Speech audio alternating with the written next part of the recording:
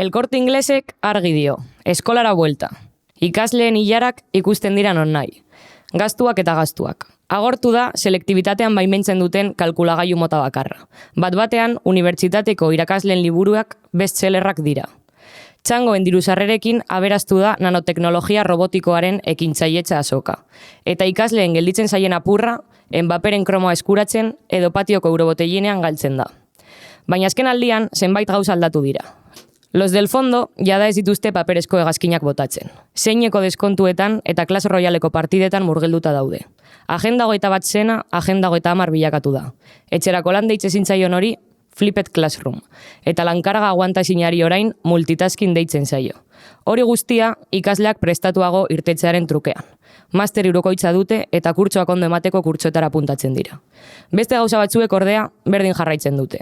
Lehen bezala kontrolak jarraitzen du, baina orain sofistikatuagoa da. Zipaioak hitzaldiak ematen, zipaioak kampus eta ikastetxeak zelatatzen eta zipaio lanak egiten dituzten irakasleak daude. Eta lehen bezala lagunak ziren 6. taldea haserretu da, fotosintesiaren aurkezpenaren harira. Forma berriak, baina helburu zarrak. Inposatzen zaigun mundua besarkatzea. Guk, kontrara, gizartea pira egun bat bezala ikusten dugu. Klaserik gabe.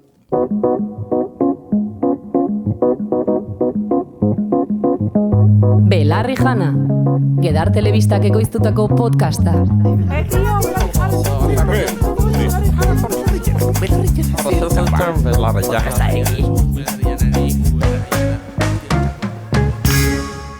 Vale, ongi etorri Euskal Herriko podcast bakarra dela esatera usartzen den Euskal Herriko podcast bakarrera. Hau Belarri jana da, gu Martin eta Negara eta bagato 6. kapitulo batekin kurtso berrian. Nola ikusten duzu? Aldatu da zeo zer. Zerbait aldatu da, ez dakigu. Horrego ibili gara pentsatzen, beste temporada da, temporada berdina da. Gaude azaroan. Horrengo azaroak dugu, bueno, azaroan gaudela, ez, urrian gaude eta... Nik izaten dut daukazulako Movemberraren bigotea. Vale, ondo, bien. Ez negon batera rapatzen, ez hau da moderno ustearen kaltea. Sin más, ez da bigarren temporada, jarraitzen dugu hemen, hori sare sozialetan asko esaten da, jendeak zionaren kontra jarraitzen dugu, jendeak asmatzen ditu etxaiak, ez, gimnasioa da jendeak eta hori. Gu bagenekien jarraituko genuela, agian gezurra esaten genuen 5. kapituloan amaituko zelarekin, ez da gizer. Ez da bigarren temporada, jarraituko dugu temporada berdina dela esaten, edo besterik gabe kapituloak eitzen, espero dugu honek aurrera apur da jarraitzea. Egon behar da zer sustantzialagoa, Martinen bigotea baino bigarren temporadara pasatzeko. Baina baina nahi dugu aurkeztu, gaurko gaia iradoki dugu anexarreran eskuntza izango dela, eukiko dugu ere gonbidatu bat, beti bezala, eta abar, baina baina dugu txertatu, hemendik aurrera, sponsorrak eukiko ditugula, zein maz. Ikusi dugu orokorrean Euskal Podcasten munduan sponsorrak daudela, nik irratia entzun dut pare bat aldiz egun hauetan, eta etengabe sartzen dituzte anuntziok, eta egia da, zein maz, behar dugula apur bat, mantentzeko tokia hogarri, eta dene delakoa. Horrelako kalitateko podcast batek finantzazio iturri duin bat behar du. Orduan, bidali genuen mezua udan, egon gara saiatzen sponsorrak aurkitzen, eta lehenengo kapitulo honetako aurkeztuko dugu orain ja gainetik entzeko. Da Zubialde Sagardotegia, jarri da gurekin kontaktuan, gazteekin konektatzeko modu bezala edo, eta, bueno, bidali digute testu bat eta abesti bat. Jali digute abesti bat, konturatu dira, gazteekin konektatzeko orain oso modan dagoela, trikitekno estilo hori, tipo Fermin Muguruzaren parodia guazemanken, baina orain benetan egiten da, eta gainera arrakasta du. Orduan besterik gabe, gaian sartu baino lehen, eta gauzak ondo egiteko, tratu bat sinatu dugulako, eta bueno, dena delakoa, jarriko dugu sponsorraren abestia, eta irakurriko dut pasa diguten testua. Eta eskerrik asko Zubialde Sagardotegiari, Belarri jana aurrera ematen laguntzagatik. Vale, a ver.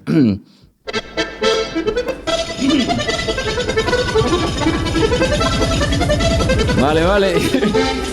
Zubialde Sagardotegia, Raider zerbitzua duen lehenengo sagardotegia, inoiz baina gertuago.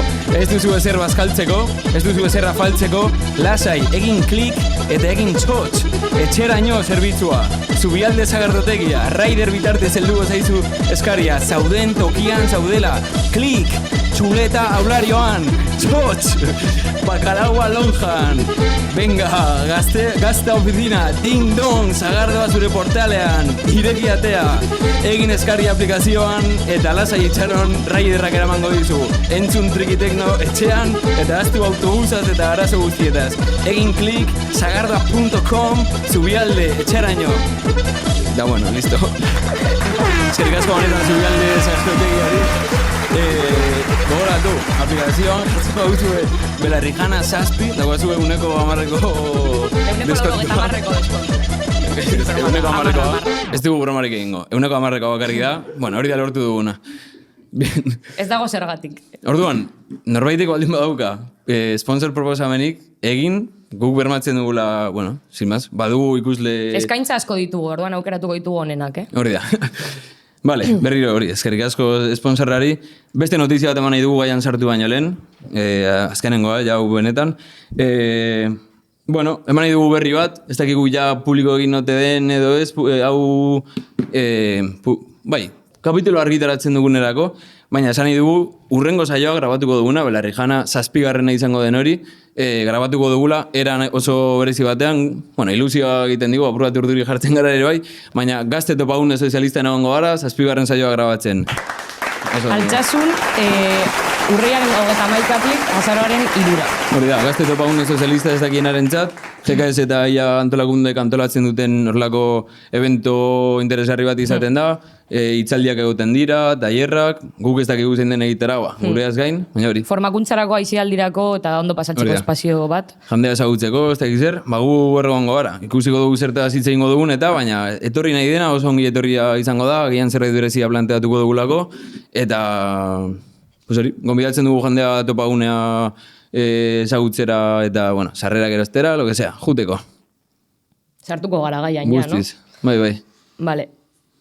Bueno, gaia aurkeztu dugu ja, hitz egingo dugu hezkuntzaren inguruan, eta normalan gertatzen da gauza bat dela, iraian jendea jartzen dela oso triste. Ez duelako klasera joan nahi? Ez duelako klasera joan nahi. Egon daitezke pila bat arrazoi.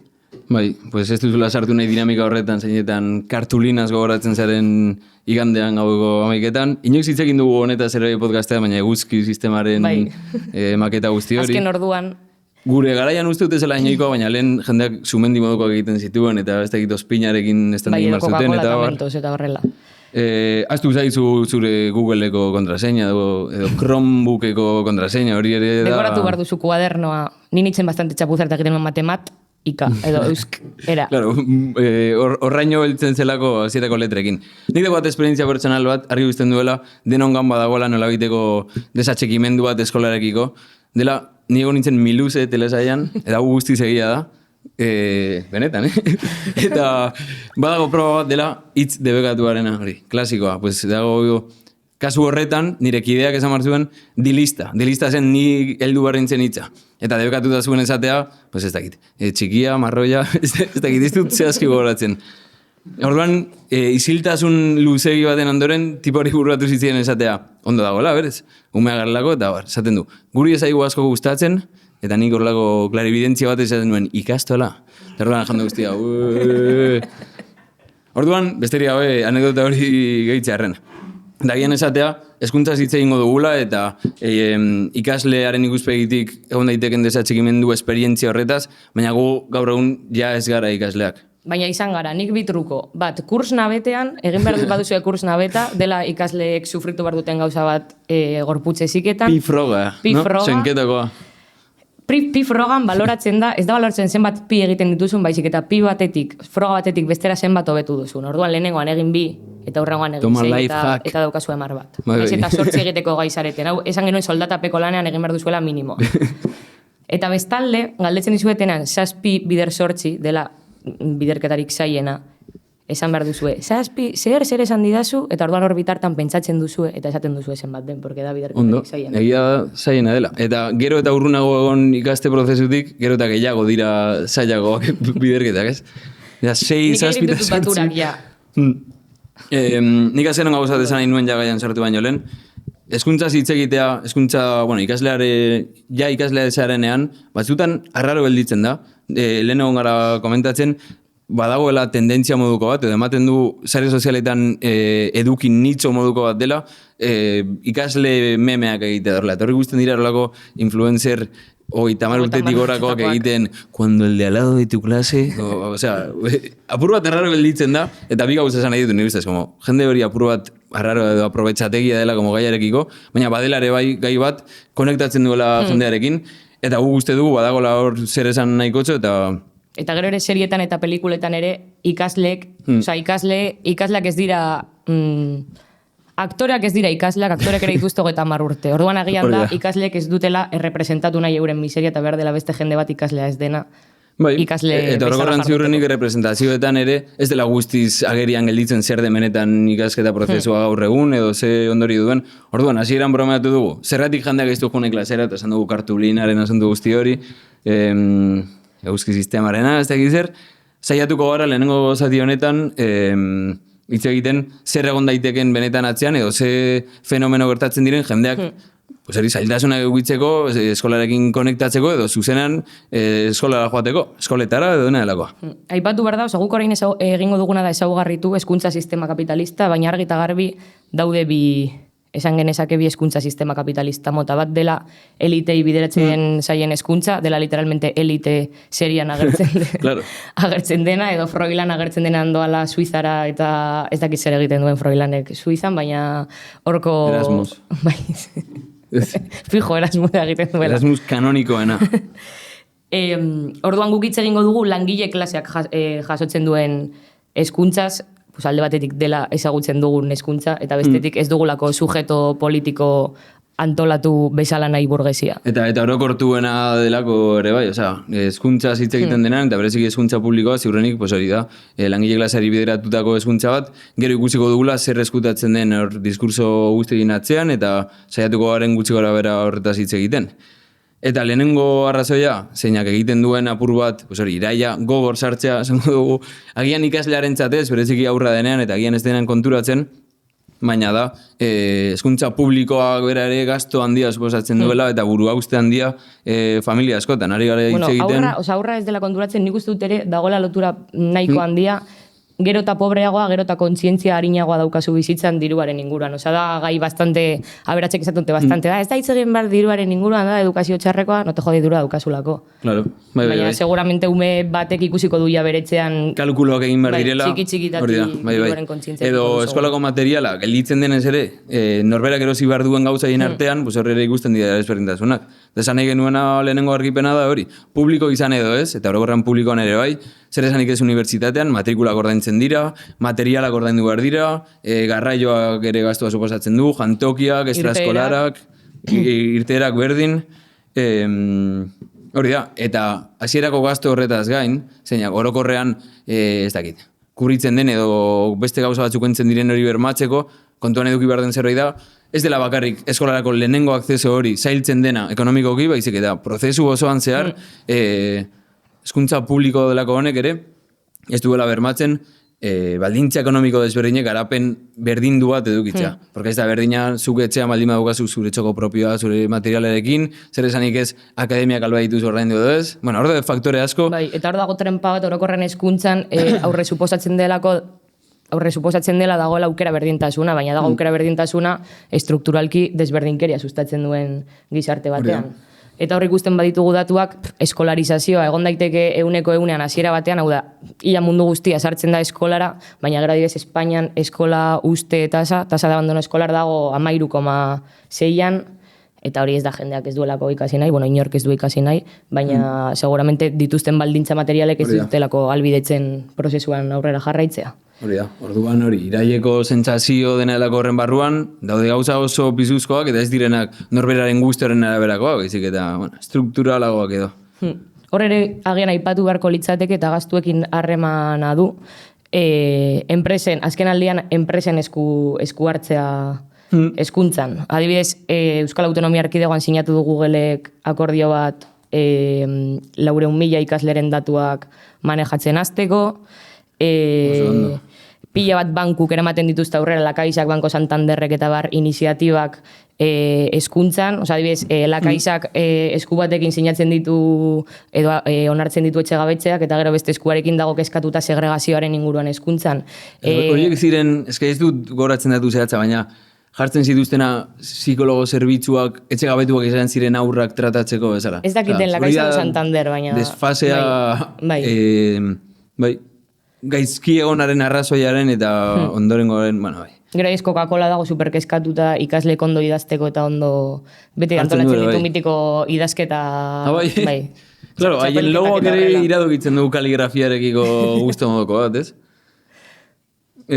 Honen barruan ere bai, faktore ekonomikoak duten eragina hezkuntza prozesuan hitz egin daiteke, aipatu duzu elite seria, zeinetan hor, institutoak dira era batean, ez dakiz zer, piztinak, eta gero, sin más, hezkuntza publikoan egon garenok badakigu askotan, zoritxarrez ze baldintza txarretan aldiren egon azpiegitura aldetik gauzak, ze material eskasa erabiltzen den zentroetan, zapaia erortzen da, musika gelako kortsoa ja umela dago, kortsoa, agian tokiren batean arrautza kajak erabiltzen dituzten sonorizatzeko. Persiana ez da persiana, da persiana, porque dago erdizka, lisenina entzuten dut pentseko eslovako, porque ez da bil radiokaseta. Psikofonia listening. Eta horrela aipatu behar da, azpiegitura askotan izaten dela zentroen arteko segregazioan aldeko adierazle bat. Ez da berdin finantzatzen auzo txiroenetan eta auzo, bueno, igual akomodatuenetan. Eta lehen ipatu dugula, memeen kontua eta eskolaren inguruko memeak badago bat dela. Claro, zu eskolan zauden bitartean, zure eskola, eta agertzen delako txabola moduko bat. Zu joaten zaren urtean, eta hor kriston obrak egiten dituztela. Realitatea ziurrenik da, ez direla obrak egiten. Mundu guztiak sentitu duela hori. Hori da. Ados, bigarren arrazoi bat... Eta gero ere barkatu, igual aipatu behar da. EHUren inbertsioa, inbertitzen dutelako jartzen derrepente toro zezen mekaniko bat lehioan jarri zuten aurrekoan, koltsonetak, eskalada... Benetan, Bai, baina gero hormak erortzen dira. Eta gero egon barda demora guztian balde bat aularioan botera daudelako. Bai, hori da ikaslearen esperientzia. Beste esperientzia bat, ziurrenik gutxi duena bromarako da, ikaszentroetan egon daitezken giro violentoa, gari gara hitz egiten bullying kasuetaz, ari gara txapalkuntza struktural egartzen duten formetaz, eta zalantzari gabe, ez dakit, bigarren hezkuntzatik aurrera ja adin horietan toki asko hartzen du, ez dakit, mutin artean alako joera matxistako zerra zerproduzitzen ditugu, bullyinga bezalako fenomenoiek zeinetan talde bat aprobetsatzen den beste banako baten edo batzuen ahuleziaz. Azken aldian fasismoaren gorakadarekin ere gero eta jarrera erreakzionario normalizatuagoak daude klase ikaskiden artean. Eta zalantzari gabe gero sartuko gara osasun mentalen horlako asuntoan, baina horrek egiten du jende askok ez edukitze inolako hori jutea soportatzera, ez dakize violentzia mota, zentro horietan, zeinetan orokorrean ez dagoen baliabide realik horri aurre egiteko. Ze hori bada ere hitz egiteko gauza bat, nola, bai kurrikulumak dauden beteta, balio etikoak bezalako ikasaietan, ez dakize diskurso, muralak toki guztietan, eta ez dakize karaio, baina gero ez den benetan tratatzen asuntoa konpontze aldera, edo batzutan ematen du zentroek daukatela interes handiagoa auzi horiek eskutatzeko. Bai, azkenan daukat ere eskolek eta orokorran unibertsitateak dauka horrelako izaera empresarial bat non mantendu behar duen beti bere irudiona eta nahiago du hori, mierda alfombra azpian sartu, eta horrelako... Eta hemen argipen bat egitea, ziurrenik alako auzi, indarkeria kontuak, zapalkuntzen forma zentroetan, ez da etorriko instituzioetatik beragandik, eta ziurrenik eskolan parte hartzen duten agente guztien konpromiso antolatu bat horri aurre egiteko, kontzientziazio lana, prebentzio, ez dakiz erdak izan. Eta liberan ere ez dugu gutxi etzi nahi gaur-gaurkoz eskolatik egon daiteken borondate hori irakasle batzuen partetik. Nahi duguna seinalatu da horrek gauzak aldatzeko dagoen ezintasun estrukturala. Eta askotan, jende batek baduela borondate hori, baina beste batek ere ez. Ez gaude, beste batek ez, como que ere ez. Bueno, ben ari gara demostratzen hezkuntza publikoaren gabezia, ez. Eta liberan ere, hezkuntza publikotik inklusibitaterako eta abar planteatzen diren dinamikak askotan dira ridikuloak. Oso hartzen zara zentro batera, dago kriston segregazioa, baina beti dago munduko bola bat, mundu guztia eskutik oratuta buelta ematen. Inklusion, Google Images. Lehenengo ateratzen dena, copyright ez daukan irudi bakarra. Dibujo lineal. Workbooka da oso inklusiboa, fijatzen bazara. Workbookek beti uki dute horre vanguardia lan bat. Honekin azkenengo gauza bat, esan. Nire broma gutxi egitekoa da, irakasleen partetik ere jaso daiteken, joera klasistak, matxistak edo razistak irakasleen gan, eta nola irakasle batzuk hartzen duten papera, ez bakarrik erdizipaio bat izaterena, baizik eta norbere arazoak adingabekoen kontra botatzekoa. Eta lehen bromeatu dugu nola, rapero askok, hau deneo dakigun zerbait da, esaten duten, nire irakasleak esaten zidan, zintzela ezertera helduko, ez dakit zer, eta dapur bat, ez dakit, ja kasi kongelatuta geldituen topiko bat, baina realitate bada, irakasle asko fajatzen direla ikaslei burradak esatera, ez denean, ez duenean ezertarako balio, eta kaltea besterik ez duenean eragiten. Eta horrelako auziak aldatzearen muga estrukturalaren seinale bat da, benetan ikasleri antolatzen denan independenteki horrelako arazoia aurre egiteko, normalean jasotzen dutena da errepresioa, jigorrak eta bar. Orduan hor dago ere benetan hezkuntzaren muga bera, autoritarismoa gero hitz egingo dugula. Hala da. Sartuko gara urrengo puntuan, igual. Bai. Urrengo puntuan nahiko genuke apur bat ezaugarritu orokorrean nolakoa den hezkuntza prozesua, bai eduki aldetik, metodologia aldetik, eta bar. Igual sartuko gara lehenengo edukian, azken aldian erreforma berriekin egon direlako aldaketa bastante. Bai, eta sentsazio orokortu delako, ikasle izan da, jutea horra ez dakiz maturdu pasatzera eserita, jasan ez dakiz zer, eta gero itzuli edo amaitu kurtsoa, amaitu karrera incluso, eta esan, zizan dago. Osea, literalki. Dakizlen baino gutxiago. Ze demonio. Bai. Orokorran planteatzen dutena erreforma berriek da kompetentzietara oinarritutako hezkuntza, ez gara sartuko hemen euren jerga, porque da nazkagarria, baina esaten dutena da edukiek ja balioa galdu dutela eta edukietan baino zentratu bar garela metodologian. Claro.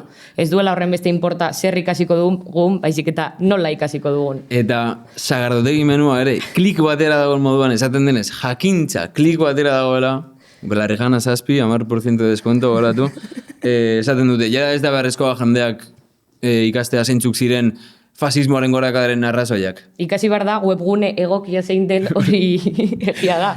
Askotan esatu dute, filtratu behar da informazioa webgune hone eta txarren inguruan. Ikasi behar da orokorrean, aprender.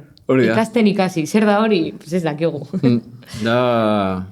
Bueno, eta nire ustez, hau, oberen visualizatzen duen adibidea da, eske zegoen meme bat jartzen zuela pertsona batek, holokausto, baina superbolita, en plan subrayadores pastel, izarrekin, eta horrela. Eta askoz garrantzitsuagoa da gaur egon egitea kanba polit bat holokaustoaren inguruan, jo que se, pues, ulertzea benetan zeintzuk izan diren fasismoaren kausak, zergatik gaur egun fasismoaren gorakadak jarraitzen duen, edo ez dakit, askoz garrantzitsuagoa da hezkuntzan jakite egiten hirugarren mailako integral bat, ez naizela sartuko zientzia guztiz beharrezkoa da, baina agian, jo que se, planteatu beharko litzateke ze potentzial askatzaile izan lezaketen zientzia naturalek, zertarako aplikatu dezakegun eta bar.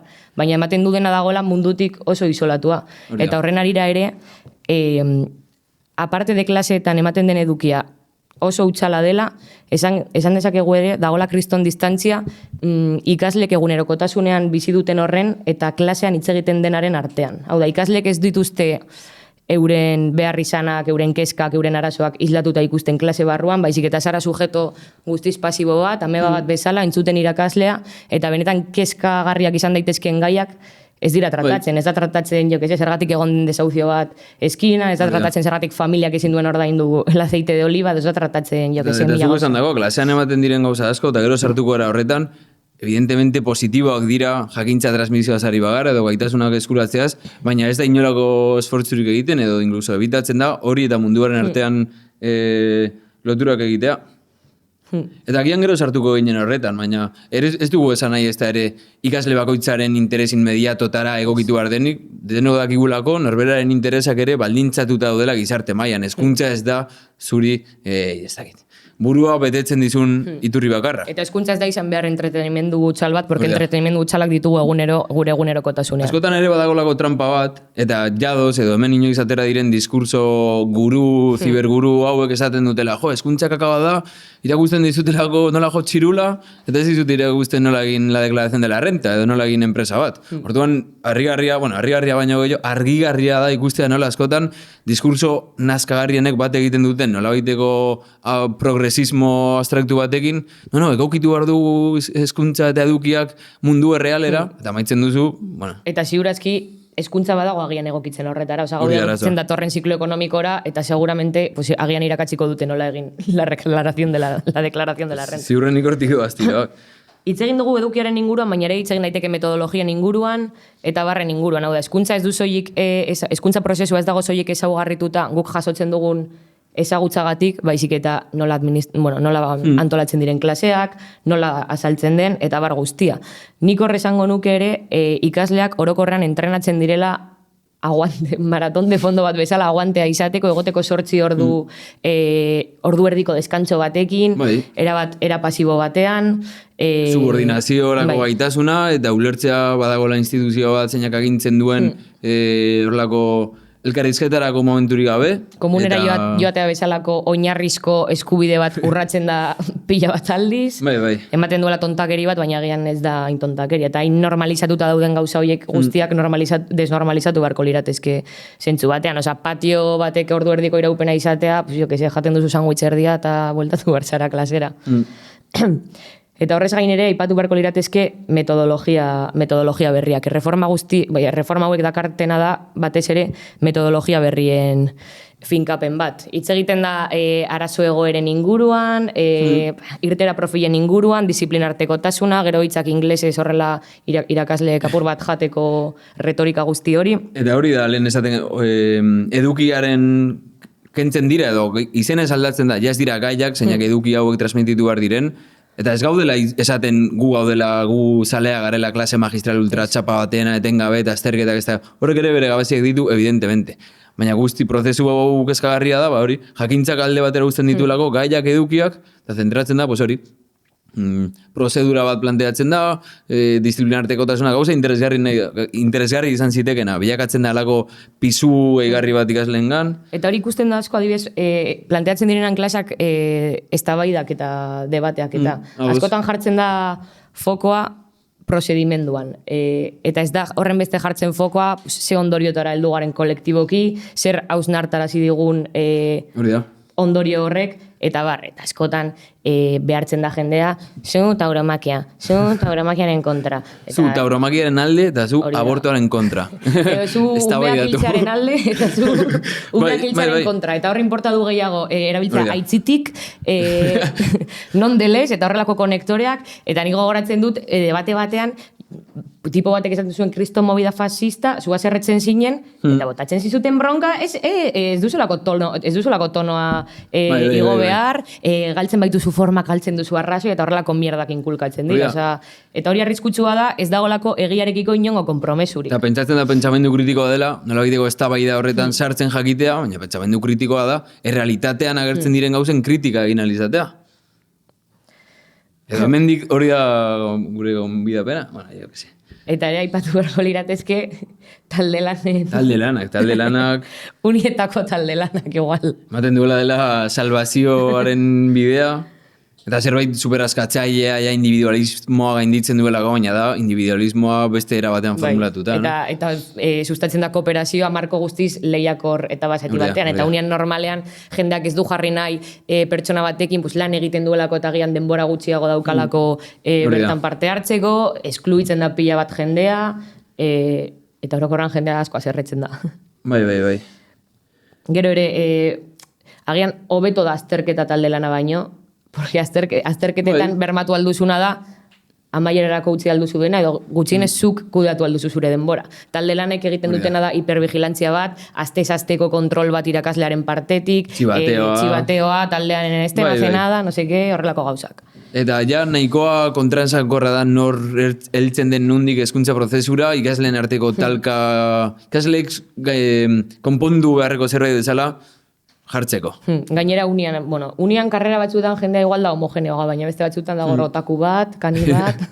Eta hor bat dinamika guapoak ematen direnak kasi espontaneoki eta gero era antolatuan ikasleen artean, guazen apunta konpartitzera, hori da benetako kooperazioa. Ez da nik nire taldearen txako gindu dana, zuk suspenditzen duzun, baizik eta hemen deno gaude pasatzen hau guztia, guazen konpartitzera apunteak, ez da gait. Hor bat daude moduak, trukitoak, lifehack, kolektiboak nahi badugu, aurre egiteko egora guztion, gero sartuko gara horretan den. Barkatu, egoratut, karrerak azten direna lehenengo urtean, da barregarria ikustea juerga giroetan lehenengo ostegunean jendea.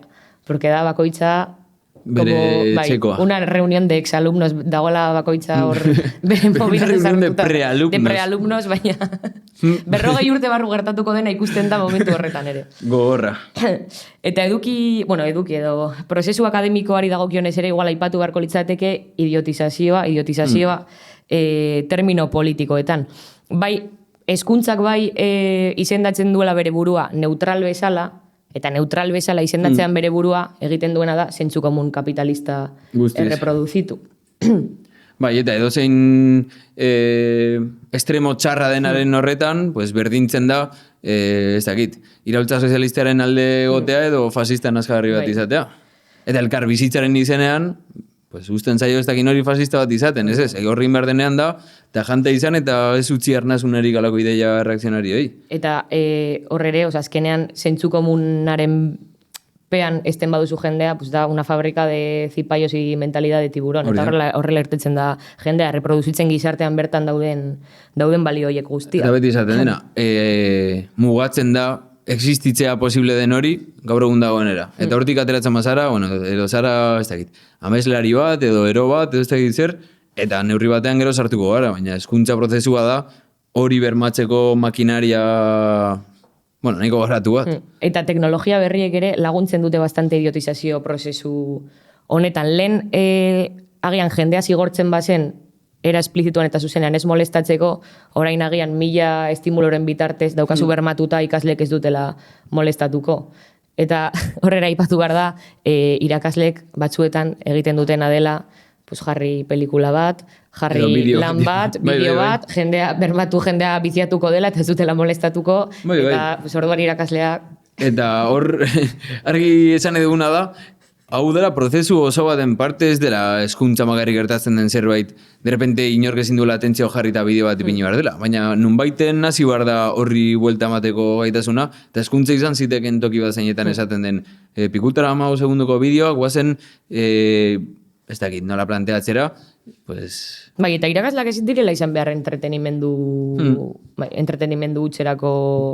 Osa, normala da aspertzea, eta ere ikasi behar da aspertzen pues, kontzentratzeko, eduki sakonagoak lantzeko, hausnarketa sakonagoak lantzeko, eta bar. Eta honekin lehen esandakoa, ez dugu defendatu nahi inondik inora muerte klase magistrala, denarren modu bat, pues, diskurso garatu garatzeko, porque orokorrean ikasle bezala daukasun esperientzia da, utxaltasuna bere burua errepikatzen 15 aldiz esaldi berdina esaten, eta unibertsitatea da neurri batean hori, eta, hemen dago gorria eta berdea, eta gorria da gorriagoa, eta berdea apur bat berdeagoa da, fijatzen mazara, eta, sin más, orduak erlako txapa bat. Eta askotan ematen du, kritikatzen baituzu erreforma berriak nahi duzuela bueltatu, pues, alirakasle erretzen zizula dukadoz aurpegian, eta zegoela gurutzea horrorman. Eta, ez da hori zehazki nahi dugun. Ez da hori inondik inora nahi dugun. Bai, saiatu gara zerrendatzen hori. Broma izan daiteke, iraila da, torklasea ez gustatzen, baina eske fondoan dagoena da, dela prozesu bat, violentoa, imposatua, orokorrean utxala, sentsazio orokorrean ez duguna ezer aportatzen, eta gainera razoiz. Eta aipatu beharko genuke ere, honek osasun mentalean dituen ondorioak. Askotan dago tendentzia auzi biologiko bezala tratatzeko osasun mental. Ematen du osasun mentaleko arazoak direla bakarrik, ez daukat ideiarik ere biologiaren ninguna, pues garunean dauden... Bai, hori da. Zeo zer dagoena garunean. Zero fisiologiko balitz bezala, eta tratamenduare bai izango balitz bezala guztiz. Hori da. Ez dakiz elementu sartu gorputzean, ea horrela aldaketa bat dagoen, edo garai batean elementua kendu gorputzetik. Hori da. Bueno, sin más. Zatera Island. Bai. Orduan, gure ikuspegitik osasun mentaleko arazoak zuzenean daude lotuta bizi baldintzekin. Eta ikasleen kasuan agian ikusi daiteke are gehiago. Adibidez, hiperaktibitatea edo deficit de atención bezalako fenomenoak izan daitezke nahiko modernoak, gizarte batean non gauden etengabe ohituta estimuloetara, kriston atentzio faltara egiten duela, eta bar, agian antxietateak edo estresak zer ikusi handiagoa du, pues jo que sé, kriston lankargarekin, presioarekin. Hori delako, uste dut etengabe atera den zerbait da, baina hezkuntza prozesuan bertan daude nolabaiteko filtro ezinbesteko batzuk, izan selektibitatea, edo incluso kurtsos pasatzea bera ere, eragiten dutena, frustrazioa. Eta azterketaldi garaian nik uste dut Hori da. mundu guztiak pasatzen duela oso txarto. Depresioa ere oso ohikoa da, eta ziurazki egongo da gehiago lotuta pues, frustrazio batekin, zuk daukazu ideia bat ikasketak ondo ateratzen badituzu, bizitza nahiko estable eukiko duzula, eta ez da egia, eta askok ere ez daukat gaitasuna hori ikasketak ondo ateratzeko, eta bar luze bat. Orduan, datu batzuk ematearren, jartzen zuen hezkuntza ertainan ikasleen eren batek gutxienez sufritzen duela estresa eta antsietatea, poko me parece, nik uste dut igual egia da. Osea, ez litzateke horrela izan beharko, baina ikusita errealitate nazkagarri hau ziurazki gehiago izango da. Unibertsitateko ikasleen 90% Espainiar estatuan jo behar izan du psikologo zerbitzuetara. Ni ez naiz EHUko psikologoan egon, baina esan didatenez da, en plan, tia no te rayes. Bai. Carpe diem, tempus fugit eta bizi bizitza. Edo gian pasatzen dizute psikologiako ikasle baten zenbakia, galdetu berari. Eta elkarlana eta arazo gogora. Zure ikaskidea depresioa du. Cuidao, Osea, txantxa gutxi psikologiako fakultatearekin. Bueno. Psikologiaren praktikak igual horiek dira. Eta azaldu beharko genuke hezkuntzatik ze alternatiba proposatzen den, porque hezkuntzak berak sortzen dituen arazoak agian ezin dira ebatzi hezkuntzaren metodologien bitartez. Hezkuntzak egiten duen azken finean da estresarekin amaitu baino, pues agian estresarekin eralik eta jasangarrienean bizitzera irakatsi, askotan aipatzen da, jakin behar duzu zure estresa kudeatzen, implantatzen dira metodo berriak mindfulness, yoga, eta horrelako... Bai, azken aldean irakasle bastantek egiten dituzte. Dela, básicamente, despolitizatzea gauzia guztiz. Hori da. Eta gero dago, pues, konponbide errazena, hauzi bastante komplexuei dela, gaur egun dagoen gain medikazioa. Ematen du antsietatea sendatzen dela antziolitikoekin, ematen du depresioa sendatzen dela antidepresiboekin, eta horrek, hori lehenik eta behin gezurra da, porque gizarte erdia dago medikalizatuta, eta gero eta gehiago egiten dute gora osasun mentaleko arazoek, eta hori. Eta azkenik, hau oso arriskutsua da, eta ondorio larriak dakartza, porque sozialak eta estrukturalak diren arazoak individualizatzen dira asko. Eta horrek dakar gero eta frustrazio gehiago, ematen duelako zure aterabidea edo zure errua dela. Azteko bakarrik zure arazoa dela, hori, erru sentsazioa edo nora sentsazioa ere bai. Eta zure arazoen erroa ez ulertzeak ere ekartzen dueten gabe gero eta frustrazio gehiago. Bai, eta gian horretara jun gaitezke azaldu ondoren hainbat fenomeno ikasleak bizi duena bere hezkuntza prozesuan eta orain ikusita zeintzuk diren bere ondorio batzuk, uste dugu importante dela repasatzen bat ideia, ze fenomeno hauek jende gehiena da gai ikusteko, esango dugu, incluso eskuin muturrak edo reakzioak ere ikusten du errealitatea hori dela hezkuntzan gutxi gora bera. Baina, segun eta nola ulertzen duzun, ondorio ezberdinak aterako dituzu. Zuk esan duzun bezala, norbaitek pentsa zezaken hemen hau guztia zerrendatuta esaten ari garela ez. Itzuli behar gara, monjen garaira zenetan permititua zegoen ikasleak jipoitzea, eta edukia sartzen zen alako liburu batean, eta ez da zer, inondik inora. Baina eske, ondo ulertzeko, kokatu behar dugu ziurrenik, hezkuntza gizartearen totalitatean. Oso gauza okerra delako gure gizartea eta gure gizarte zientziena eta abar, gauzak separatuta ulertzea, eta esatea, ez da naztu behar hezkuntza politikarekin, ez da gizer, baina ondo ulertzeko asuntoa ezinbestean galdetu behar duguna da, zertarako da hezkuntza, ze funtzio betetzen du gizarte honetan. Eta hurrengo galdera litzateke, zertan oinarritzen da gizarte hau. Eta inoik zatera dugun bezala, gizarte kapitalista, liburuetan, hezkuntzakoetan ere jartzen du ziurrenik, kapital akumulazioan oinarritzen da, edo irabaziei begira antolatzen ditu bere jarduera guztiek esango dugu. Tartean, hezkuntza ere bai. Hau da, hezkuntzak elikatuko du prozesu guzti hori. Hezkuntza da, gizakien fabrika esango dugu, edo gizarteak behar dituen gizakien fabrika. Orduan zuko esan dakoa, produzitzen ditu alde batetik burgesak, esango dugu, edo klase dirudunak erreproduzitzen du bere kondizioa hezkuntzaren bitartez ere bai. Klarinete klaseak ez dakin hon, praktikak txina ez dakiz enprez. Klarinete versus txirula, Klarinete versus txirula, ahí está. Klarinetea jendeak ere jotzen du hor. Esan nahi duguna da, jende horrek farra egiten du, instituto egiten farra egiten da frantsesez, lo zintzen egiten bezala. Una frantsesez. En vez de jajaja egitute, horrela, sin más. Klase gehiago bitzeko. Bien, Alde batetik erreproduzitzen da... Horre ere, askotan sustatzen da, bueno, eskenik ikusi dut eliteko denboraldi guztiak, sustatzen da horrelako filantropia bat, en plan, bono, el deudos, eta Brad Pitt eta horrela, Durísimo. egiten dituzte como gala benefikoak, no seke, eta gero ez dakit ez da hoia egiten dituztelako 30.000 txatxa. Eta gala benefikoak sustatzen duena ere da, ulertzea, bale, hau da mundua dagoen bezala, arazo batzuk daude, pobrezia dago beste kontinente batean, eta hori gainditzeko modu bakarra da, pues, guk apur bat ematea hor, ez dakit zer. Bueno, hezkuntzak betetzen duen papera, alde batetik, erreproduzitzen da klase burgesa, eta bereziki erreproduzitzen da etorkizuneko langileria. Eta ez edozen modutan. Baizik eta, bueno, dagoen tokian eta dagoen momentuan behar denaren arabera. Eta honekin ez dugu esan nahi, hezkuntzaren alde ez gaudela. De hecho, justo kontrakoa. Hezkuntzaz esan nahi badugu, jakintzen garapena, gizabanekoen arteko harremanak ez dakize gaitasuna garatzea, evidentemente da, pertsonen eta talde sozialen garapen askerako baldintza, hori horrela da. Eta, hezkuntza beharrezkoa da, ez bagaragu esten gizartak eziko gaituelako balio askoz miserableago eta batzuetan. zentzu horretan, spoiler, gu gaude, hezkuntza unibertsala doakoa eta kalitatezkoaren alde, evidentemente. Eta gu ez gara... Eta gu ez... pegaba nada. Ondo.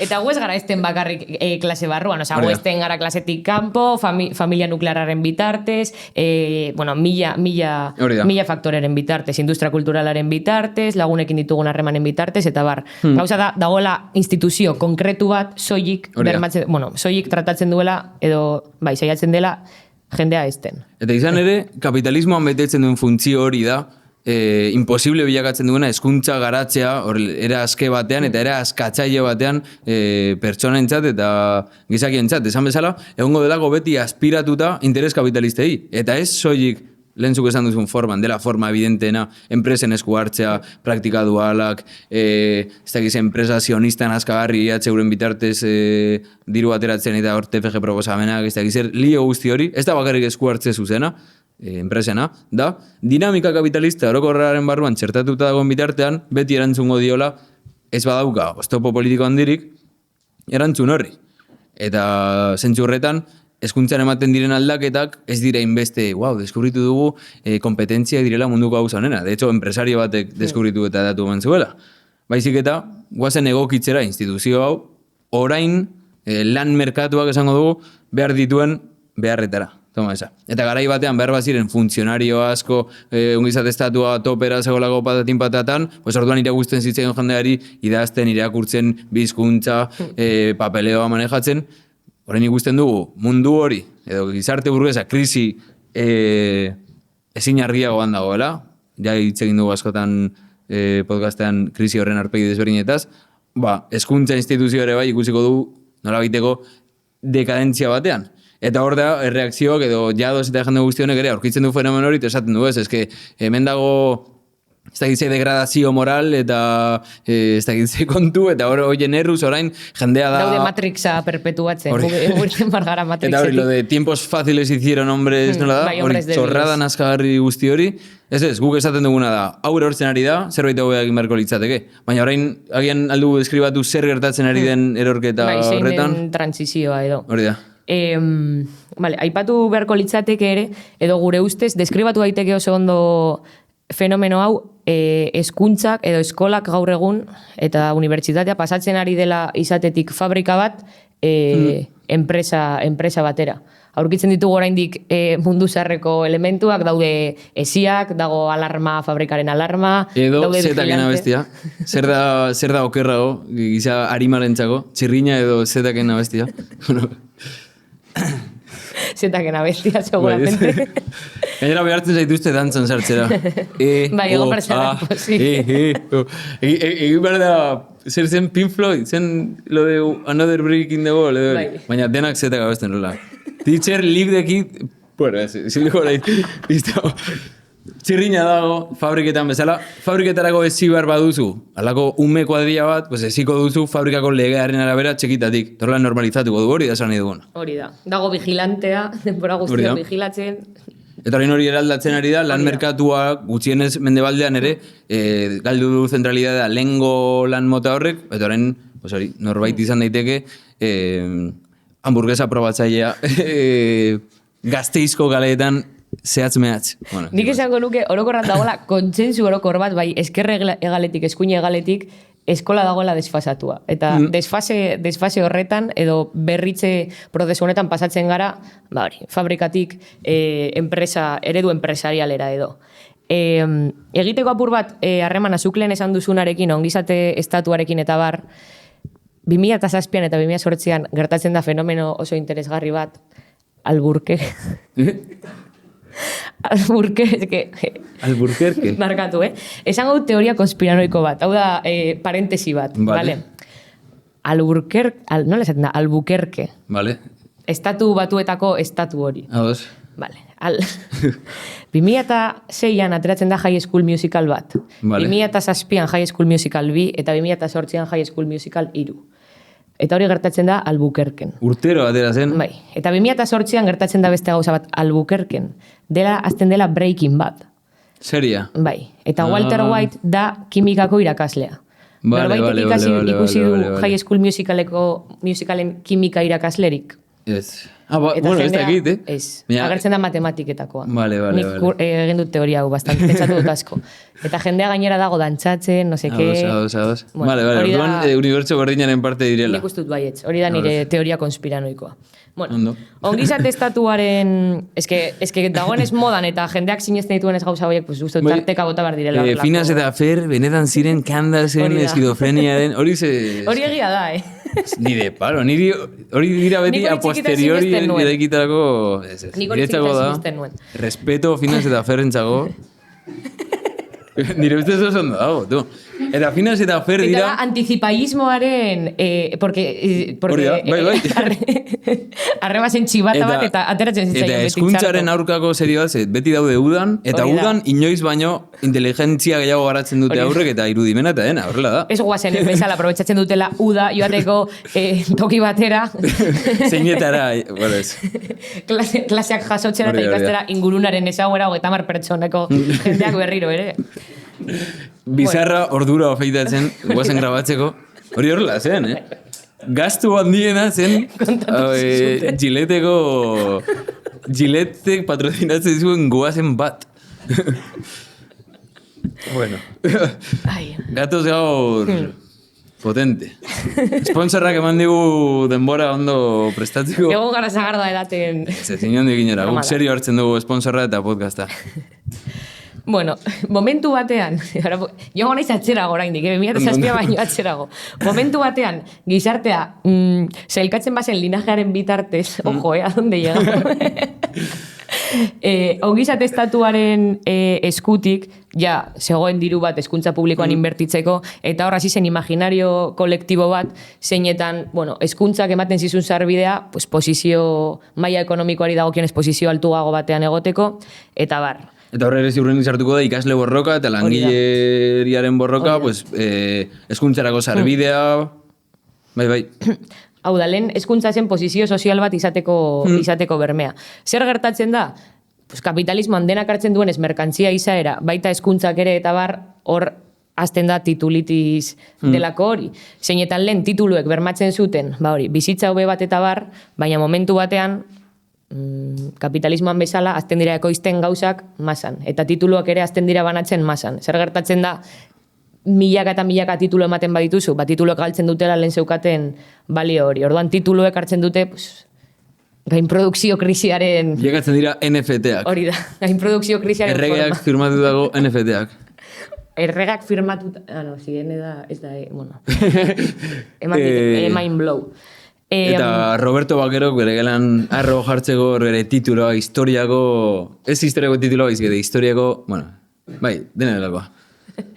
Orduan tituloak azten dira balio gabetzen, eta momentu batean ja jarri behar da filtro sozial bat. Hau janda de madre, dago mundu guztia, en BD DNI ditu 30.000 titulo, LinkedIna dago petatuta, orduan jarri behar dira filtro sozialerako baldintze batzuk. Horazten da dibe selektibitate delakoa, 1974 urtean, horazten da masterren beharra, ja ikasketek ez dute zer bermatzen, behar duzu masterra, eta beste master bat, eta bar.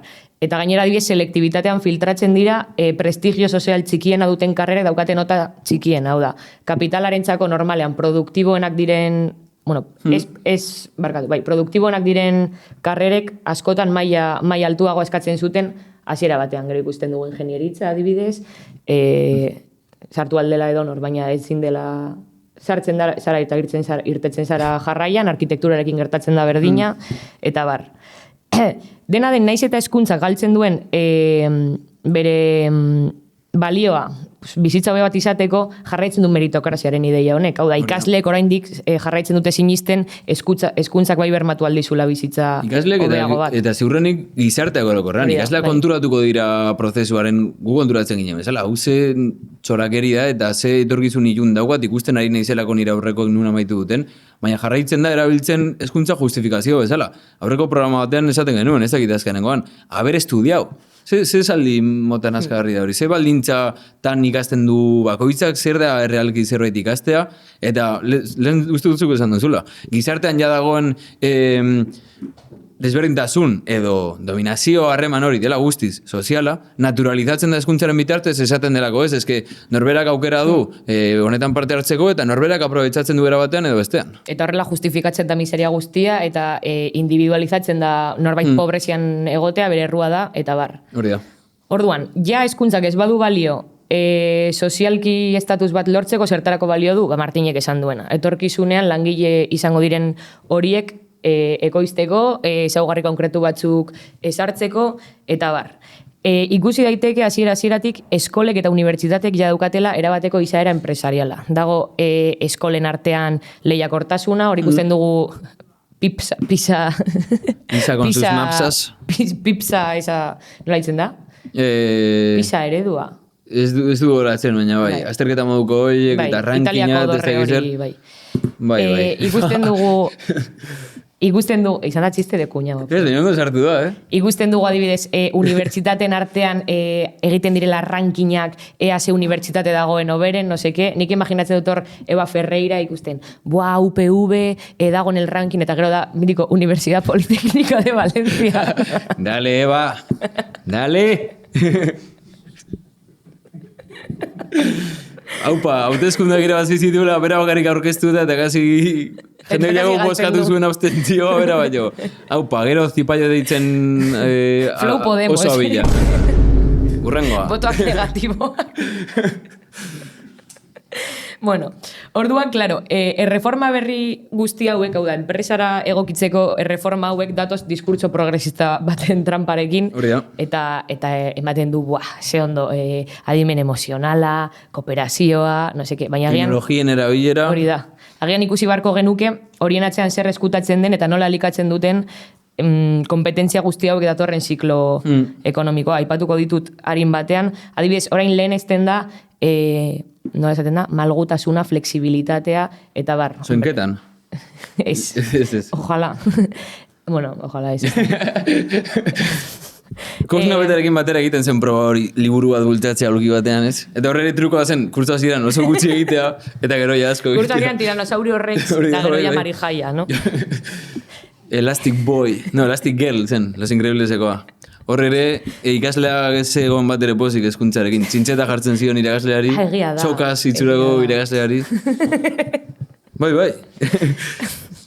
Bueno, hora dibes, baloratzen da, malgutasuna, no sé qué, no sé cuántos. Pues malgutasuna, pues agian kontratu partzial batetik beste kontratu partzial batera pasatzeko. Berriro ez da flexibilidadea zerbait deziregarria. Lan merkatuan dagoen zerbait da, eta jendea ohitu nahi da forma horretan bizitzera. Eta gainera, malgua izan barzara, ez dakizulako asko zeo zertaz, baizik eta dakizulako un poquito de todo, porque ez izara kompetentzia. Eta ikasi duzu Google Drive erabiltzen, eta, bueno, pues, karpeta batetik bestera gozak mugitzen.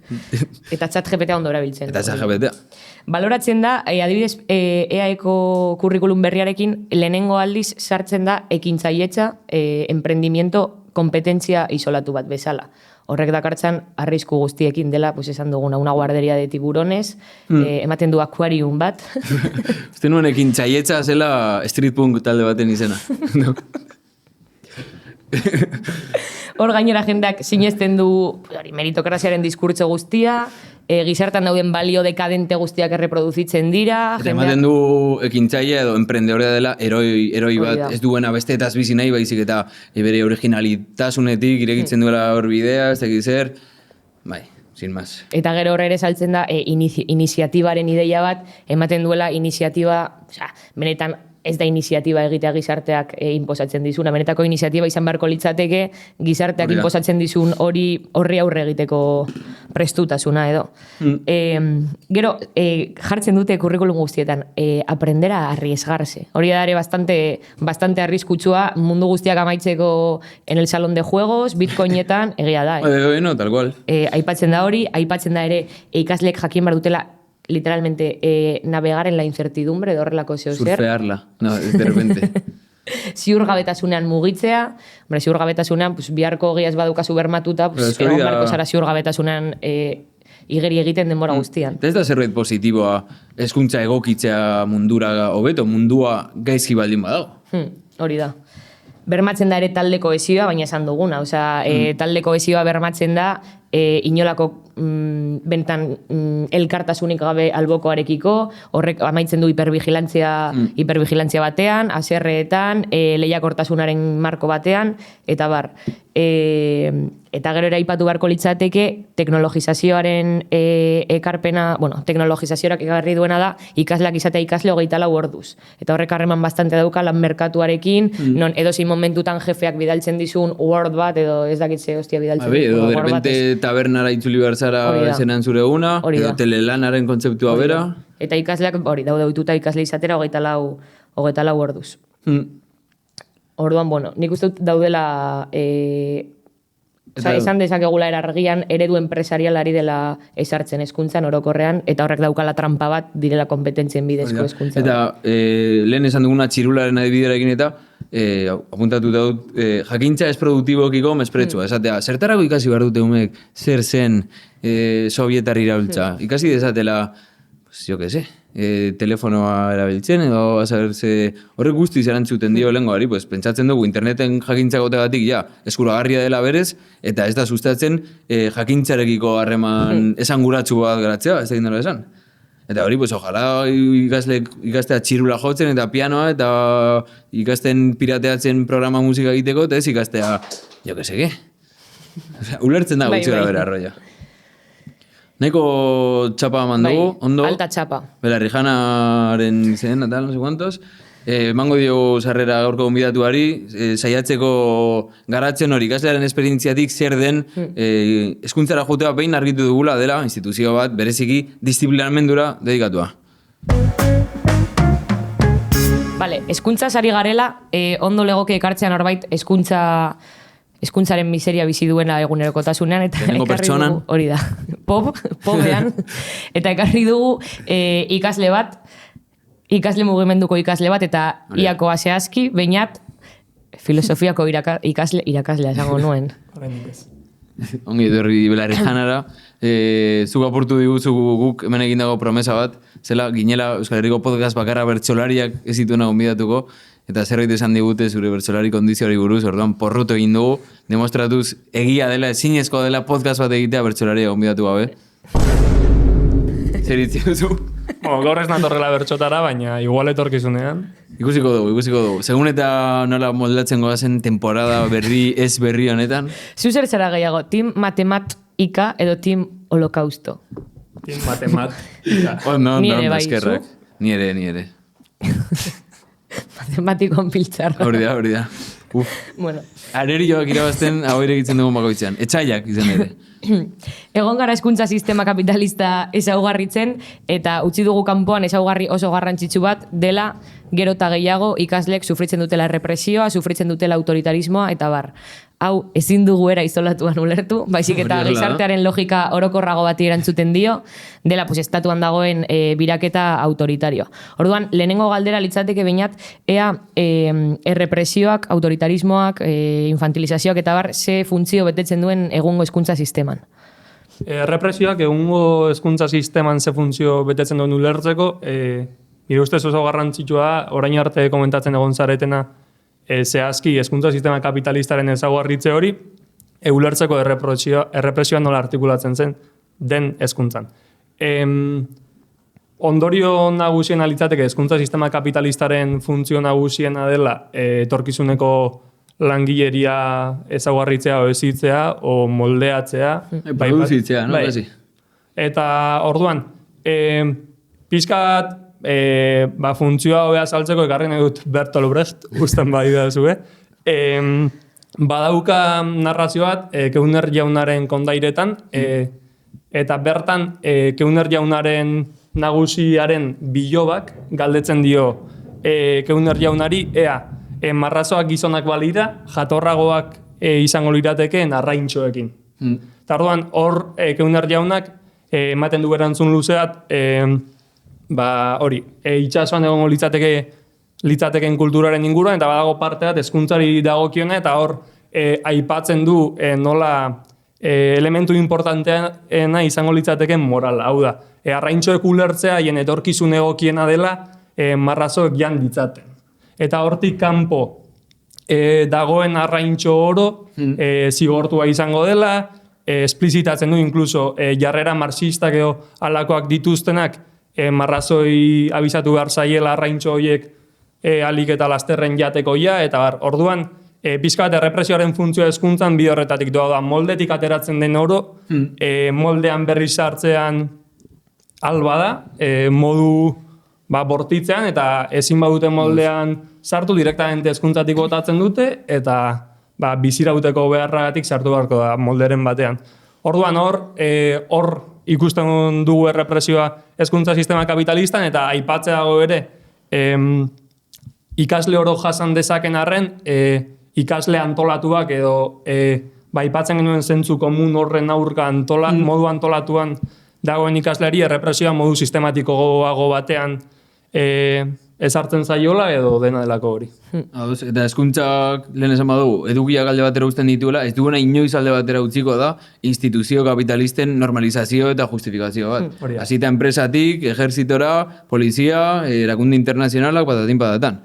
Hor interesgarria izan daiteke, hori, esfera guztiak okupatzen dituen disiplinamendu hori edo dena delakoa, nola ematen den bereziki zentroetan, edo nola marrazoek lortzen dute arrainak estea. Bai, hor, hau azaltzeko pizkat, lau elementu identifikatu ditut, errepresioaren baitan uler ditzakegunak, eta banan joango naiz, uste dut zentzua daukala astea kontroletik, hau da, hezkuntza sistema prozesuan ikaslek jasaten duten kontroletik, eta uste dut, nahiko nabaria dela gizarte mailan nola azken urteetan kontrol hori areagotu den, arrazoi ezberdinengatik, adibidez, digitalizazioak nik uste dut, abagune eder bat eman diola kontrolari, izan ere Classroom eta Chromebookek kriston gaitasuna dukate, edozein momentutan ikaslearen prozesu akademikoa kontrolatzeko, nik gogoratzen dut, bigarren hezkuntzan, irakasleek bazeuketela aplikazioa Chromebookean bere ikasleen Chromebookak ikusteko. El meta Chromebook. La Chromebook reina. El panoptico Chromebook. Eta lehen... El Chromtico. Eta lehen irakasleek agendan ohar moduan gurasoi emateko idazten zizuten hori, zuk erabaki zenezakela gurasoari eman edo ez, orain bai ala bai iritsiko zaigu gurasoari. De hecho, zentro askotan SMS bitartez iristen zaizkio, goizeko 9:00 gurasoari berandu zoazela o etzarela iritsi. Askotan enteratzen da igual agian lehenago gurasoa, bere semea zigortuta dagoela semea baino. Hala.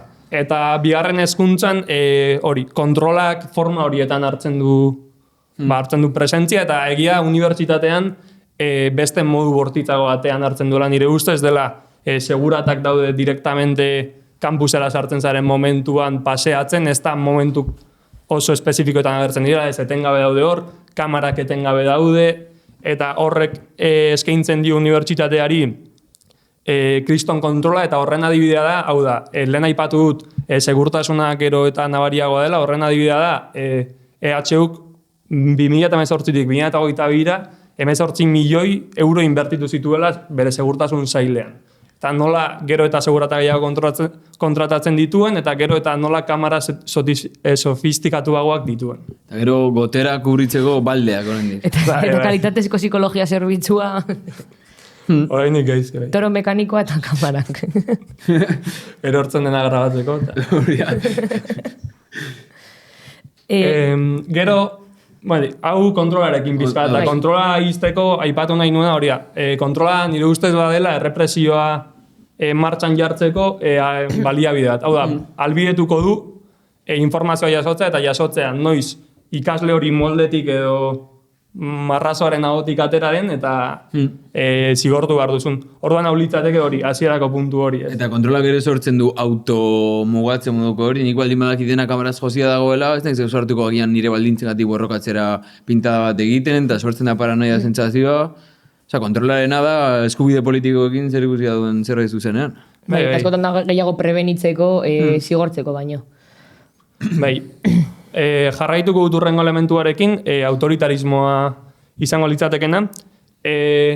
Autoritarismoa, bigarren hezkuntzan autoritarismoaren ondorio nabarmena infantilizazioa, eta uste dut hezkuntza prozesutik pasaren guztiok bizi izan dugula infantilizazioa, eta erreza dela identifikatzen.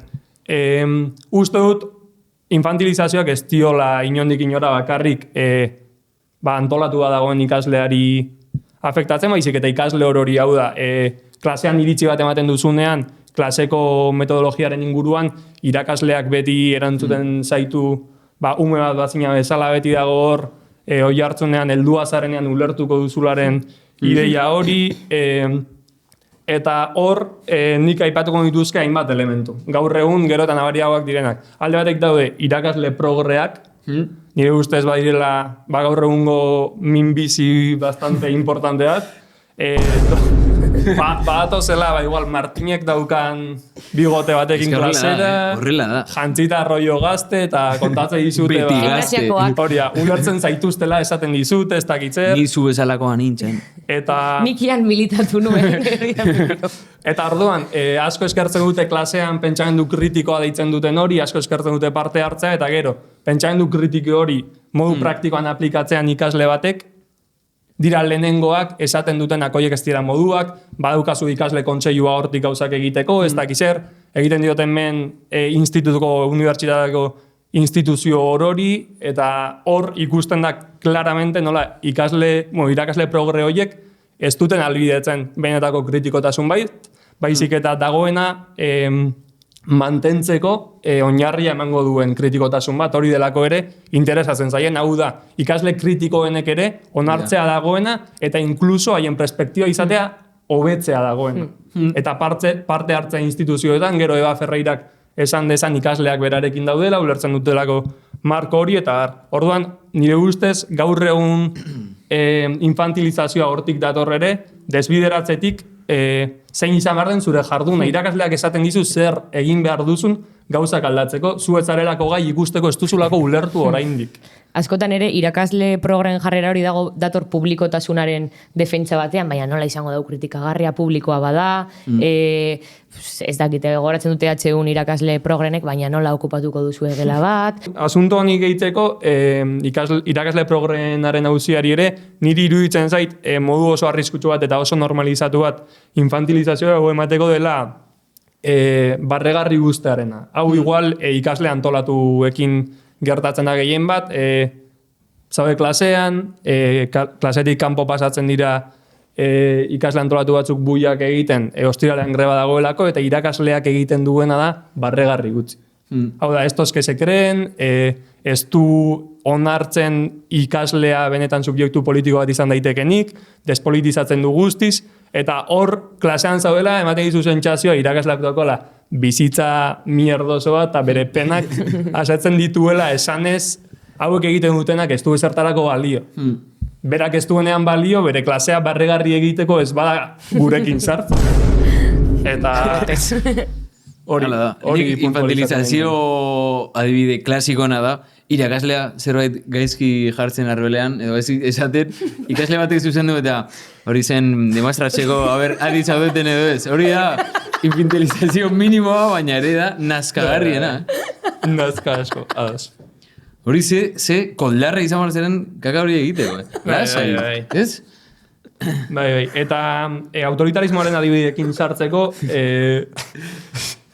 uste dut, aurreko urtean emez argi, irakasle progre hauek EHUn behintzat denak mobilizatu ziren. Eva Ferreirak atera zuen ikasleen aurkako idatzi horren inguruan, zeinan zehazten zuten bazegoela ikasle antolatuen mamu bat, zeinak elkarri bizitza oztopatzen zuen, aipa daitezke ere, Iruñi herrian eta Bilbon zuzendaritzen artean egon diren koordinazioak ikasle antolatuak geratzeko. Instituto ezberdinetako zuzendaria. Bai. Hori da haien antolakuntza, gurearen aurka. Haiek antolatuta, haiek instituzioa oso daukate. Bai. Eta hori, orduan pasako naiz urrengo elementura, litzatekela eskubideen falta edo, eskubide nagusia. Hor, bere iztagatik uste dut, batetik dela politikarako eskubideak eta bestetik eskubide orokorrak, zeinak hezkuntzan ere ez diren errespetatzen, lehen aipatu duzu komunera joatearena. Ezke, COVID-a etorri zenetik, institutoetan erabaki dute komunera joateko eskubidea ez daukazula. Baimena eskatu behar duzula, giltza bat eman behar dizutela. Eta batzutan, baimena ingeles, eskatu behar duzu. Sorry, can I go to the toilet? Horrela da, Please. Hori da, natoren interbentzio zuzena institutoetan. Ez. Txantza gutxi, natoren interbentzioarekin. Askotan ere egin behar diraz, zerrendako, instituto batzutan bakoitzak da kupo bat. Claro, porque ya te pillan. Claro, hori da, gero, lanean zaudela ez eskapatzeko. Ez eskapatzeko lanetik. Cartilla de miccionamiento. Osea, baina komunean sinatzearena da como fichar lanean. Osea, da literal. Fichas por tu tiempo libre, no por trabajar. Es otra movida. Eta gero ere, aipatzea adibide oso ilustratibo bat, Euskal Herriko insti batean, ez dute esango zein igual problematikoa delako, baina nik behintzat gogoan daukana nire bigarren hezkuntzako ikasle garaian zen, klasen arteko tarte hori zela munduko gauzarik onena. Hau da, klasea bukatzen zen, eta hitz egiten zenuen nahi zenuenaz, zure lagunekin komunera joaten zinen, ez dakitzer. Omen dago instituto bat, musika jartzen duela. Karo, askotan zu mugitu hartzara klase batetik bestera, ez du laborategira jo martzara, ez dakitzer. Jartzen du musika bat, ez dakit, 20 segundo iragungo dituena, eta musika bukatzen, klasea bukatzen da, azten da musika bukatzean ez bazaude dagokizun klasean, berandutze, o dena delakoa eta da, hori, movida turbio. Aurkin jolasa, baina ondorio kadamiko. Autoritarismo Horri ditzen diote hezkuntzaren ludifikazioa, ez? Nola da? Hori, seguro. Gamifikazioa, barkatu. Hori seguro sartzen dela kompetentzietan. Bai, seguro. Autoritarismoa jasan, baina era politean. Hori lehen esan duguna, dantzan.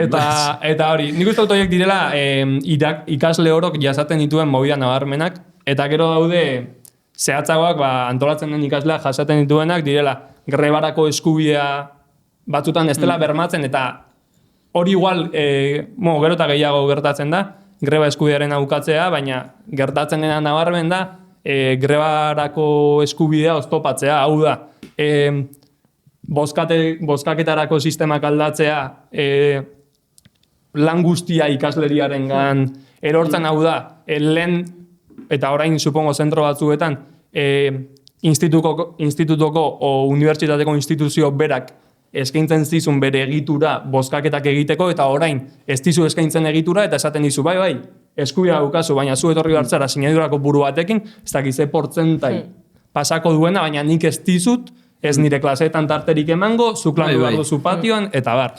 Orduan, hori telita, ikasleria guztira iristeko, eta askotan erortzen da irakaslearen esku, ea sar zaitezken bere klasera, azalpen motz bat ematera edo ez.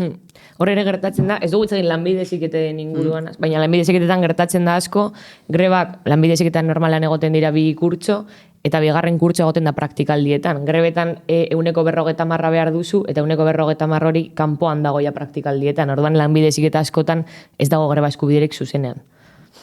Bai, eta gero antolatzen diren ikasleek daukaten gabezia bat ere da antolatzeko espazioa ez daukatela. Eta berez euki beharko luketela. Berez institutuak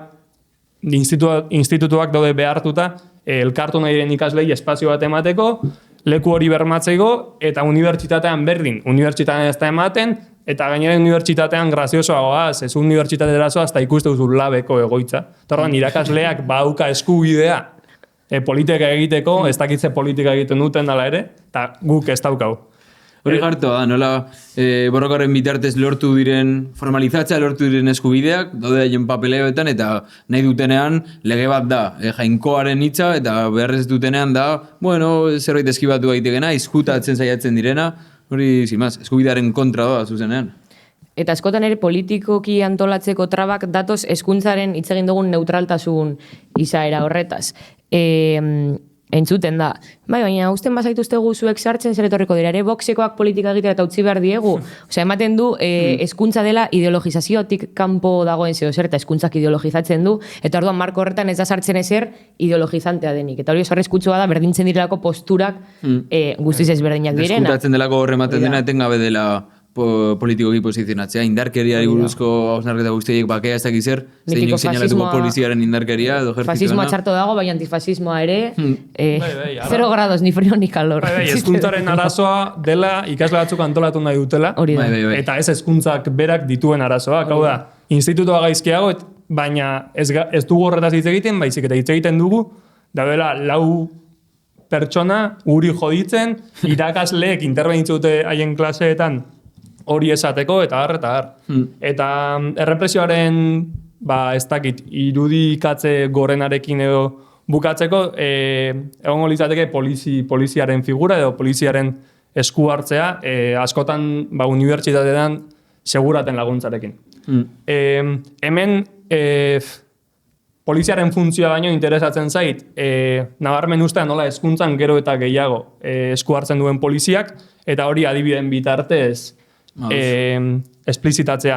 Eta ez bakarrik hori baizik, eta nola normalizatzen den. Nola ez dagoen paniko sozial bat, lehen igual poliziarentzat polizia ezin zen sartu unibertsitatera, polizia ezin zen sartu institutora baimenik gabe, eta orain beretxetik bezala pasatzen den, eta inkluso zuzendaritzek eta errektoretzek informazioa pasatzen dieten, baimena ematen dieten, deitzen dituzten haiek.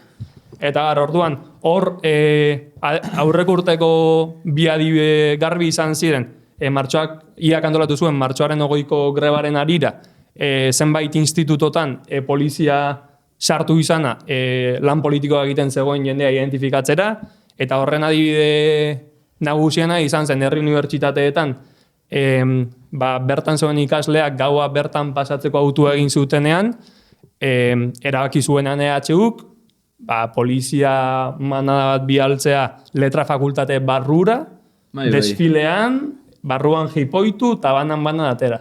Eta horrek paniko sozial pizka bat ekarri zuen, baina EHUko irakaslegoak buruan zeukana zen Eva Ferreiraren kriminalizazio kanpaina sinatu behar zuela, eta ez zuela esan behar ezer bere unibertsitatean poliziak sartu izan zirela, bere ikaslea jipoitzeko, horrere dago irakasle progrearen movida, hau da, progrea da baina guri ez dugu ezer emango. Guri emango dugu baldin eta bere menetara gaude, baina gero jipoitzen gaituzte gu, eta zuk ez duzu ezer esaten, baina esaten duzu ebak esan dizulako, bueno. Eta berriro ere, ematen du hor disruptiba direna dira, unibertsitatean gaua pasatzera animatu diren ikasleak, eta ez goiti bera armatuta dauden mercenario guzti horiek jende armagabitu bat jipoitzen, sin más. Eta gero, herri uniekin batera uste dut, beste momentu entzutetxu bat, iaren azken urteetan izan zela, 2022ko greban, Gasteizen eman ziren 34 atxilotuen kasua zela, greba egun bat, fakultatera sartu ziren greba egun batean, pizka buia gotatzera greba egun batean unibertsitatean egon den orok ulertzen duen zerbait, eta EHUk bidali zituen zipaioak barrura, eta 34 atxilotu zituzten, eta EHUk gero erabaki zuen espedienteak irekitzea. Hau da, politikak egiteak, hau uste dut, aipatu dituan elementu guztiak zeharkatzen dituela, baina badago beldur bat politika egiteagatik prozesu akademikoa kaltetua izangoen edo ez, eta hau errepresioa ere, hau da, zuk izatea beldurra, zure ikasketa prozesua oztopatua izatea, zure ideia politiko batzuk defendatzeagatik eta zure ustez gaizki dagoen egoera bat hobetzeagatik eta seinalatzeagatik bastante jartoa. Eta ikusten dugu, nola ikasleria zigortzen den minimoagatik, eta gero EHU bezalako instituzioain progresista batek baimentzen duen bere hormen barruan egotea irakasle fascista bat klaseak ematen era irekian. Bai, eta hor ikusia nola irakasleak bere sare pertsonaletan idea falangistak, matxistak eta kolektibo zaurgarrien aurkakoak edatu dituen, eta EHUk orain arte behintzat hau grabatzen dagoen momentura arte egin dituen deklarazio bakarrak izan diren antolatu diren ikasleen aurka, hau da, fasista kanporatzeko antolatu diren ikasleen aurka, lehen esaten genuenaren arira, hau da, eraman nahi gaituzte haien instituzioetara, haien funtzionatzeko erara, eta ez dute gure politika egiteko modua onartu nahi. Poliziaren puntuarekin bukatzeko igual, aipatu nola, haien esku hartzea gero eta nabariago den hezkuntza prozesuan, uste dut ez dela bakarrik presentzialki baizik eta irakasleen eta hezkuntzako figuren izaeran, hau da, zuzendari batek orain presenteago dauka poliziari deitzeko aukera, irakasle batek behintzat unibertsitatean ikusten da, irakasleek daukaten izaera poliziala batzutan zerbait gaizki ikusten dute txibatzekoa eta horri eten amatekoa eta hori. Eta institutoetan askotan txuritzen dela poliziaren figura, desauzia burutzen dituen gorputz armatu berdina, dator klasera, ziberbullyingare buruz hitz egitera, gai importantea dela, baina evidentemente poliziak erabiltzen duena bere irudia txuritzeko eta agertzeko zerbaiten heroiak izango balira bezala.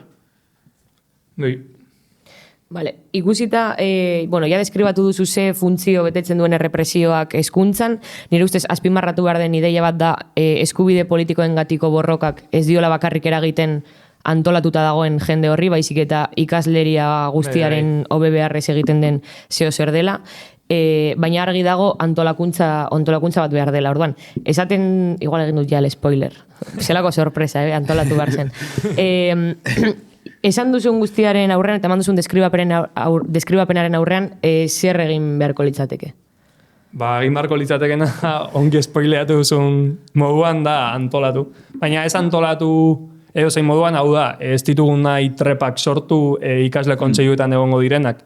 Pentsatzen horrela gauzako betuko dituztela, baizik eta ulertu nahi du nik aipatu dituan eta zuek aipatu dituzuen problematika guztiak egiturazkoak direla eta hortaz marko kapitalistan ezin zaiola honi konponbide real bat eman nahi.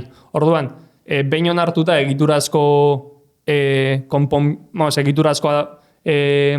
arazo hauei ezin zaiela marko horren barruan konponketarik egin nahi, uste dut urrengo premisa dela beste hezkuntza sistema baten bidean egin behar dela borroka, eta guk defendatuko genukena litzateke hezkuntza sistema sozialistarena. Eta nik uste dut askotan politika egiten dugunean aurrean daukagun pertsonak oso urrun ikusten duela, hitz egiten dugu bere arazoez eta horiek hurbil ikusten dituzte eta gero de repente esaten diogu hezkuntza sistema sozialistarena. Eta uste dut garrantzitsua dela ez geratzea hezkuntza sistema sozialista izango litzateken horretan, baizik eta hezkuntza sistema sozialistaren beharra edatzearen ideian, eta edatzea da txertatzea ikaslerian badagoela posibilitate bat, non modu hobe batean bizi eta ikas dezakezun, non unibertsitateak emango dizun gizaki bezala benetan gaitasunak garatzeko erramienta, eta ez gutxi batzuen diru iturria izateko aparatu bat hezkuntza, eta bide horretan interesgarria dela benetan marko kapitalista alde batera uztea eta hezkuntza sistema sozialista batengatik antolatzea eta borrokatzea. Oso ondo laburtuta, ez dakit eukiko zenuken azkenengo mezu bat erla ikaslei esateko pairatzen dituztenak eta hor zabaten guztiok lehen deskribatu ditugun agora guzti horiek zeinetan baldintza ekonomikoek guztiz gora nefasto batean bideratzen zaituzten hezkuntzan, eguneroko violento bat daukasun, zentzugabea dirudien guztiak eta gainera errealki gero tituluak ez duten asko balio, hor normala dela nora ezean sentitzea eta ezineko nori frustrazio hutzean gelditzea, zer esango zenioke hori ikusten duen ikasle bati? Uste dut frustrazio horrek bauka konpartituik eta gure belaunaldietan asko ikusten dela, eta nik uste dut argi utzi behar den ideia dela. Frustrazio horri aurre egiteko gaur egun dagoen tendentzia beste eredu batzuk bilatzea, bai ez TikToken etengabe ateratzen zaizkigun klipetako podcastak entzutea, polleria montatzea, kriptoetan inbertitzea eta horrek nolabai salbatuko zaitula etorkizunak kondenatzen zaituen segonkortasun horretatik, o pobrezia horretatik. Eta nik uste dut, guk edo antolatuta gaudenok egin behar dugun, o konpartitu behar dugun hausnarketa dela, pobreziari amaiera emateko modua ez dela zuk pollaria montatzea eta zure diru zorroa salbatuko duzula pentsatzea, zen meritokraziak ere hemen trampa bat dauka eta esfortzuak ez dizu emango beti esfortzuari ematen diozuna, baldintza material zehatz batzuetan dago bakoitza, eta hortik abiatzen gara, eta hortaz, pobreziari benetan aurre egiteko eta pobrezia borrokatzeko modua dela antolatzen, borrokatzen problematika bakoitzaren aurrean, perspektiba batean non pobreziarekin amaituko duzun, eta perspektiba horretan, eta nik uste dut hor, haiek erabiltzen duten marketinga aprobetxatuta, gure idea litzatekela jadosek dioenean, como hacer tu primer millón, guk erabildezakegula formula, eta milion beharrean ordezkatu bilera, manifestazio, borroka lokal, o nola errektorea hil. ¿Sabes? ¿Cómo hacer tu primer rector muerto? Igual guapo. Horrelako TikTokak igual igo barditu beharri ganak. Ondo. Hori? Laburpen honek izan da. Nik uste dut guztia labur bildu ditzaken ideia direla. Guazen ulertzera eskuntzak zepa berbetetzen duen gaur egun. Guazen irudikatzera beste funtzioa betere ezakela. Ziurrenik gaur betetzen duen funtzioa delako imposibilitatzea beste mundu bat pentsatzea, beste eskuntza bat pentsatzea. Guazen ere desmarkatzea publiko eta pribatu dikotomiatik. Kanpo gaur egun publikoa dena ez da doakoa eta kalitatezkoa eta unibertsala izango den garantia edo... Eta guazen defendatzera esken muturreraino mundu bat zeineten eskuntza izango den kalitatezkoa, doakoa eta unibertsala. Eta hau ez da... Mazte dut berriro, hau ez da soilik lortzen eskuntzatik bertatik, hau da, eskuntza ez da gizartetik era isolatu batean ulertzen dugun agente bat, eskuntza ez da gizartearen kausa, eskuntza da gehiago gizartearen ondorioa, edo gizartearekin elkarrarremanean dago, eta ulertu behar duguna da, gizartea aldatu behar dugula, gizartan daude balditza materialak aldatu behar ditugula, baina horrek ez du deusestatzen ere eskuntzaren borrok, hau da. Eskuntza ez da itxaron behar dugun zeo zer gizartea ondo egon arte. Eskuntza da instituzio estrategikoenetariko bat, eskuntza palanka sozial oso garrantzitsua da, eta borroka aktibatu behar da eskuntzatik enpastatzen, beste trintxera guztiekin, gerra kapitalismoaren aurkako gerra. Eta arazo individuala, guazen bilakatzera ez frustrazio iturri behizik, eta aldatzeko borondate iturri, eta borondate individuala, borondate kolektibo bilakatzera. Toma.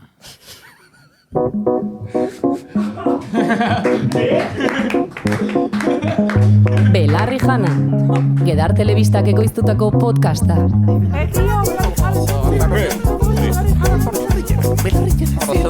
Belarri jana.